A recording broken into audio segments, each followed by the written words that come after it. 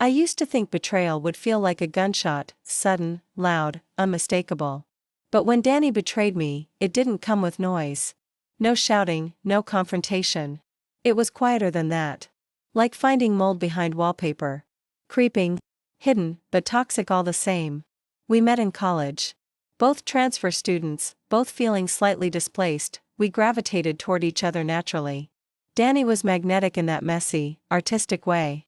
Always a story to tell, always a room lighting up when she laughed. I, on the other hand, played the listener. Observant. Careful. The one who stayed sober just enough to get us home safely. She called me her anchor. I called her my chaos. For 4 years, we were inseparable. We shared everything: weekend, road trips, last-minute term paper panic, even job applications after graduation. When I landed a decent marketing role at a mid-sized firm in Chicago, she moved in with me. Claimed she needed a fresh start, and I didn't ask questions. That's what friends did, right? You make space. You trust. But trust doesn't mean anything to people who only see others as tools. At first, the signs were small. The makeup I was sure I hadn't misplaced. A text on my phone I hadn't opened, but was marked read. Once, I caught her standing in the hallway just listening outside my door. She laughed it off. Said she was drunk and trying to figure out if I was awake. And I believed her. Because that's what you do when you love someone like a sister. You forgive the weird moments. You fill the silence with better explanations. The real unraveling began when I started dating Adam. He was steady, kind, quiet in the same way I was, thoughtful, never showy. Dani acted supportive. Gushed over him.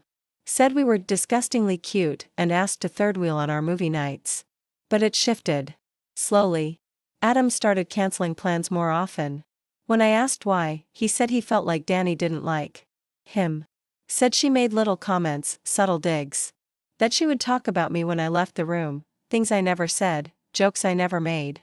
Once, he said she told him I wasn't ready for a serious relationship. That I still had things to explore. I confronted her. Gently, still giving her the benefit of the doubt. She laughed, of course. Called him insecure. Told me I could do better. Then came the job.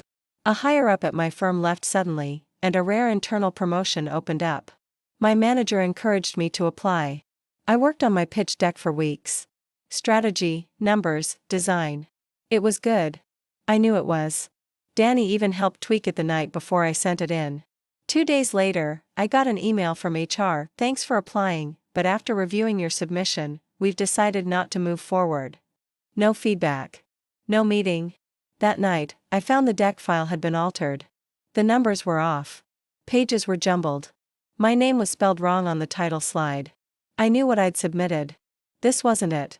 I checked my laptop's activity log. The file had been opened at 3:12 a.m., the night Dani said she'd gone out and crashed at a friend's place. And that's when I stopped believing her. I didn't say anything that day. Or the next. I let her keep laughing in the kitchen, making coffee in the mug she stole from my ex-boyfriend as a joke. But I started watching. She'd leave her laptop open when she showered. She never logged out of her email. She still used my Wi-Fi and never changed her passwords. People like Dani never think the rules apply to them. It took a few weeks. I wasn't rushing it. But I started piecing things together. A web of little sabotages. An internship I didn't get, because someone sent a follow-up from my email canceling the interview. An Instagram DM to Adam from an anonymous account, claiming I was seeing someone else. The worst part? She kept smiling through it. Kept calling me her best friend. I think some people crave control the way others crave affection. Dani liked to be needed, liked to be the smartest in the room, and I had stopped needing her. So she decided to ruin what she couldn't control. But I wasn't going to fight back with fire. I wasn't going to yell or accuse. No, I was going to let her unravel herself. Quietly. Subtly. Thoroughly. I started with small things. Shifts so slight that even Dani wouldn't notice at first. I created a new folder on my laptop, innocuous name, buried under other junk. I began collecting screenshots, timestamps, email headers, Wi-Fi logs. Every time she accessed something of mine without permission, it went into the folder. She still thought I was clueless. That was her fatal flaw, arrogance disguised as Charmed. I found messages she'd sent pretending to be me. Applications withdrawn, passive-aggressive emails to my coworkers, a few job alerts deleted entirely. I wouldn't have known if I hadn't checked my trash folder on a hunch point one evening. I left my laptop open and walked away, not really, just hovered near the hallway. Within 10 minutes, she was sitting in front of it. She opened my email. I recorded her. Just the screen. No faces. Timestamped. Quietly damning. I never changed the locks, never confronted her. I played the same quiet, supportive friend she expected. Smiled. Nodded. Listened, but my world was no longer spinning around her. Then came the perfect opportunity. Dani had been applying for jobs again, mostly nonprofits and creative firms. She was tired of gig work and wanted stability. One night, she showed me an email from a design agency downtown. A second-round interview, portfolio request, video call scheduled. I told her I was proud of her. I even helped her prep. We practiced mock interviews. She used my ring light, my blazer. 2 days before her scheduled interview, I created a Gmail account that looked eerily similar to the agency's HR address. Then, from that email, I sent her a follow-up form asking her to re-upload her resume, portfolio, and a writing sample with deeper insights into your creative process. She complied within minutes. I used it all. Every lie she ever told, every borrowed concept she passed off as her own, every lifted paragraph from old campaigns. I sent the real HR team an anonymous tip, not with accusations, just evidence. Clean. Professional. Polite. 2 days later, she got a rejection email. After careful consideration, we've decided to move forward with another candidate. She was devastated. Spent the day in bed. Said she didn't understand. Said she thought she nailed it. I offered her tea. This wasn't cruelty for cruelties. Sake.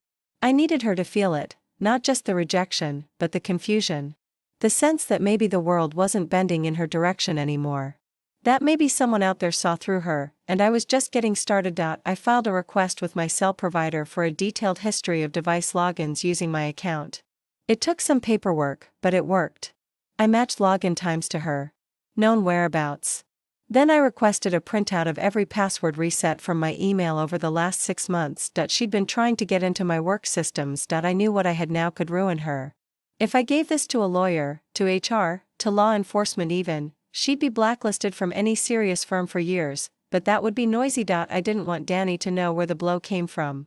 I wanted her to spin. To wonder. To question. Whether the world had finally stopped favoring her by coincidence or consequence. That's when I called Adam. He hadn't heard from me in nearly a year. I told him the truth, carefully.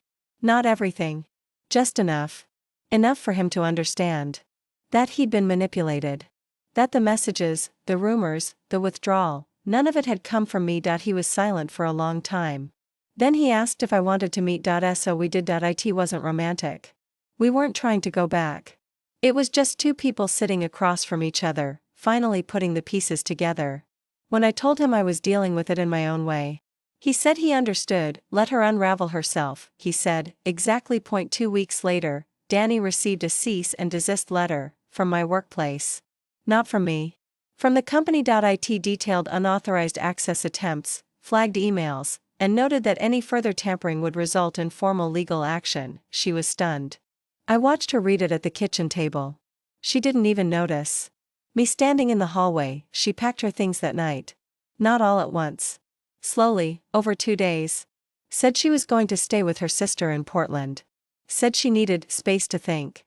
I said I understood, and when she left, she didn't slam the door. She just slipped out, like a whisper being pulled from a room. She never said goodbye. The apartment was quiet after she left. Not peaceful. Not yet. Just quiet in a way that felt hollow, like sound was still afraid to fill the space she'd dominated for so long. I didn't celebrate. I cleaned. I scrubbed the bathroom she always left streaked with makeup, boxed the wine glasses she hoarded but never cleaned, gathered her mail and tossed it on the counter in case she came back for it. There was no message. No apology. No, I'll explain someday. She just vanished from my immediate world. But that's the thing about someone like Dani, they don't go away. They resurface in new ways. Subtle, twisted echoes of themselves. In other people's mouths. Gossip. Glances. Misunderstood stories, and I had to be ready for that. I changed my passwords. Every account. I got a P.O. box. I blocked every mutual contact that felt too warm toward her, not out of malice, but out of caution. I didn't want to get sucked back in.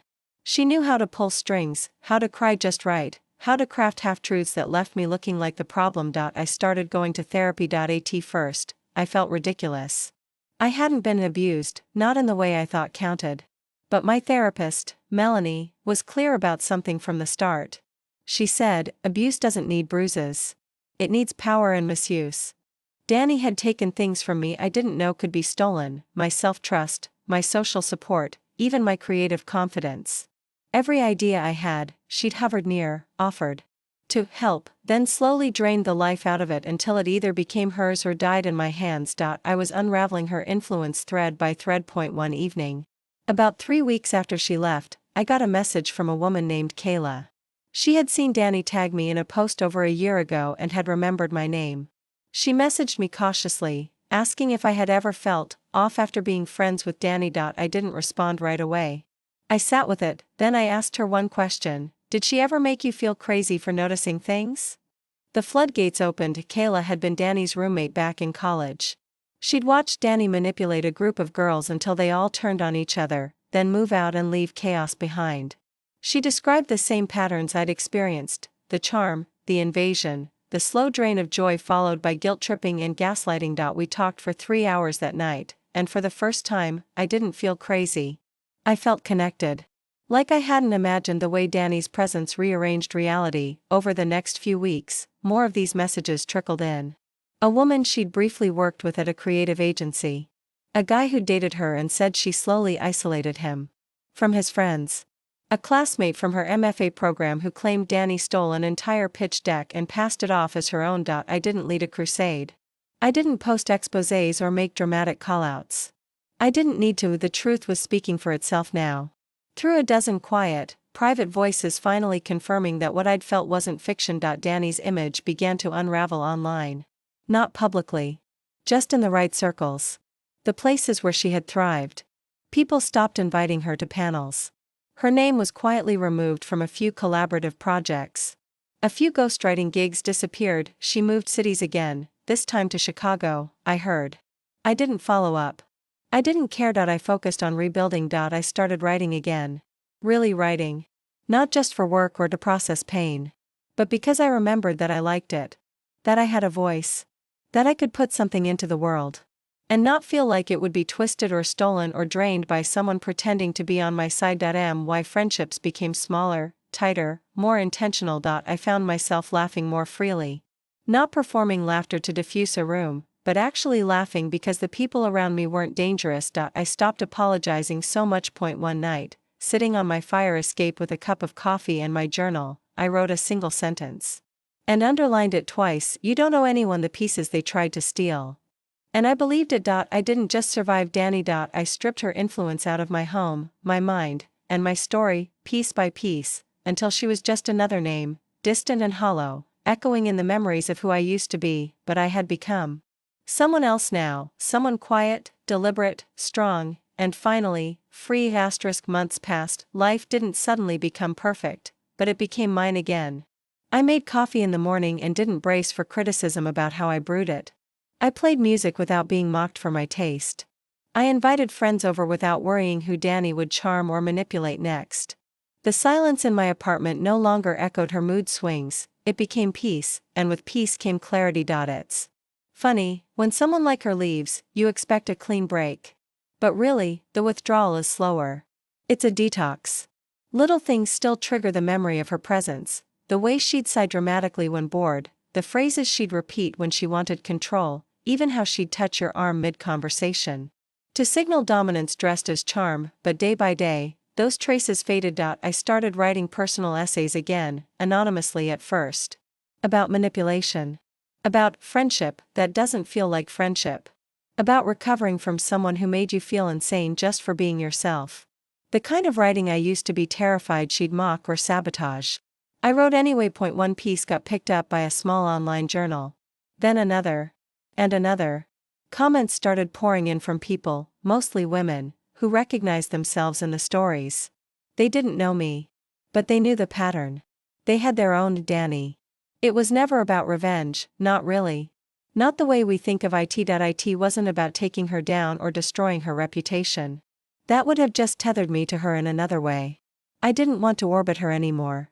I wanted to step entirely out of her gravity, but telling my story, carefully, truthfully, without exaggeration or bitterness, was its own act of rebellion, because people like her rely on silence. On shame. On the idea that if they make your world small enough, no one will hear you scream. So I spoke. One night, I got a message from a former acquaintance of Dani's, someone who had followed me for years but never interacted. She said, "I don't know if this is weird, but your last essay? It helped me leave someone. Not Dani, someone else. But the way you wrote about being quietly drained, that was my life." I sat there with my phone in my hand, heart pounding. Not from fear. From recognition. The cycle was breaking, not just for me. That's the real victory, isn't it? When you get out, when you heal just enough, not only to walk away, but to reach a hand back and say, "It's not just you." Years later, I would run into Dani again. It was at a conference. She didn't see me at first. Her energy was different, forced. She still had the smile, still had the outfit that screamed curated quirk. But the crowd around her wasn't listening as intently as they used to. Something about her seemed brittle. Like the charm had dulled. She caught my eye eventually. A flicker of something crossed her face, recognition, surprise, calculation. I just nodded. Calm. Polite. Then walked right past her. She didn't follow. She didn't call out my name. Maybe she sensed it. I wasn't the person she used to know. I wasn't afraid anymore. And she had no power left here. I don't think she'll ever understand the damage she did, but that's not my problem to solve. What mattered was that I understood it. I named it. I grieved it. And I used it to become someone stronger, not hardened, not cruel, but awake. Sometimes, healing looks like calling someone out. Sometimes, it looks like cutting them off, and sometimes, it looks like quietly reclaiming your life so thoroughly that when they see you again, they realize they no longer exist in your world. That's the revenge they never see coming. That's the ending I chose, and in that, I finally found peace.